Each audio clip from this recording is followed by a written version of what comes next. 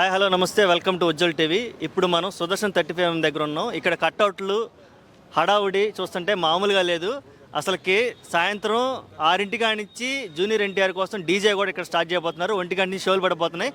Fans మనతో ఉన్నారు. Fans అసలు దేవరా మూవీ గురించి ఏమనుకుంటున్నారో ఒకసారి వాళ్ళ మాటలో విందాం. అన్న నమస్తే అన్న. అన్న ఇప్పుడు 6 ఏళ్ల తర్వాత జూనియర్ ఎన్టీఆర్ సినిమా సోలోగా వస్తుంది. 6 ఏళ్ళు 2 ఏళ్ళనా అంటే RRR వచ్చిందిలే కానీ ఓకే, కానీ ఇది సోలో సినిమా కాబట్టి ఎక్స్పెక్టేషన్స్ ఎలా ఉన్నాయి సినిమా మీద? భారీగా ఉన్నాయన్న, భారీ అంటే చాలా భారీగా ఉన్నాయి. ఈ సినిమా గురించి మేము హోప్ పెట్టుకొని ఉన్నాం చాలా. ఓకే, ట్రైలరు టీజరు ఎన్ని చూసిన తర్వాత నీకు ఏమనిపించింది? సినిమా జెన్యూన్గా చెప్పాలి. ఈవెంటే చూసినారు కదన్న, క్యాన్సల్ అయిపోయింది మొత్తం పబ్లిక్ వల్ల. ఆయన కోసం అని మేము చాలా ఓపికతో హోప్ పెట్టుకుని ఉన్నాం. ఓకే, నేను అనేది ఫ్యాన్స్ ఉన్నారు, ఫ్యాన్స్ భారీగా ఉన్నారు.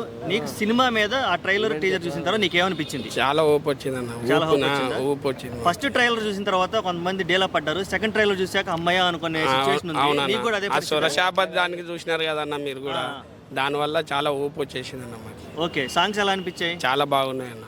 ఓకే, ఇప్పుడు సినిమా 1000 కోట్లు కొట్టే అవకాశం ఏమైనా కనిపిస్తుంది? ఇంకా ఎక్కువ కొడుతుంది అన్న. 1000 తక్కువ అసలు. ఇప్పుడు RRR నాటుకి ఆస్కార్ అవార్డు కొట్టినాడు, నాటుకి ఆస్కార్ పాటకి కొట్టినాడు. ఇప్పుడు మొత్తం ఇగో ఖాళీ లుక్కి కొట్టబోతుండే ఈసారి. ఓకే, సినిమా అంతా మరి ఒకే బ్యాక్ డ్రాప్, అంటే సముద్రం బ్యాక్ డ్రాప్. డైరెక్టర్ గారు కూడా కేవలం భయం గురించే మాట్లాడుతున్నారు తప్ప వేరే టాపిక్ మాట్లాడలేదు. మరి ఆ స్టోరీ కనెక్ట్ అయ్యింది అంటారు ఆడియన్స్కి? అప్పుడు జనతా గ్యారేజ్, అప్పుడేమో సింపుల్గా ఇది మన ప్రకృతి గురించి తీసిండు, మన ఫ్యామిలీ ఎంటర్టైన్మెంట్ తీసిండు.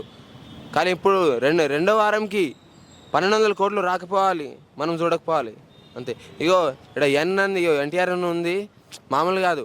ఇగో ఎన్ అంటే నాన్న, టీ అంటే టెంపర్, ఇగో ఆర్ అంటే రాముడు, ఆడే మా దేవుడు అంతే.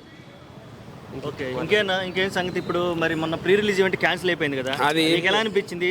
యాక్చువల్గా ఎన్టీఆర్ గారు కూడా బాధపడుతూ వీడియో పెట్టారు. అది క్యాన్సిల్ అంటే అసలు మన ఆంధ్ర వాళ్ళ 10 లక్షల మంది వచ్చారు. ఆంధ్ర వాళ్ళ ఈవెంట్కి 10 లక్షల మంది వచ్చారు.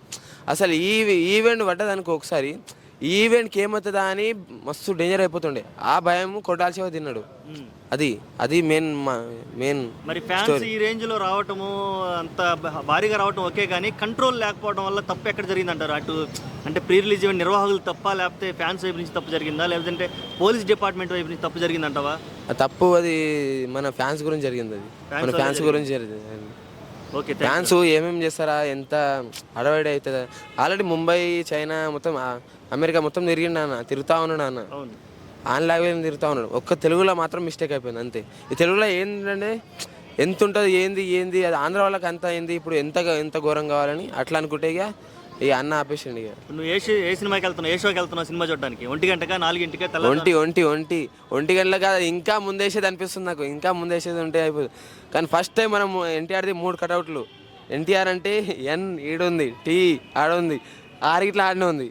మరి పిలువ అందరినీ, మన ఛానల్ తరపున ఫ్యాన్స్ అందరినీ సినిమాకి రండి రా బాబు. జై ఎన్టీఆర్, రండ్రా ఎన్టీఆర్ అన్న ఫ్యాన్స్, వెల్కమ్.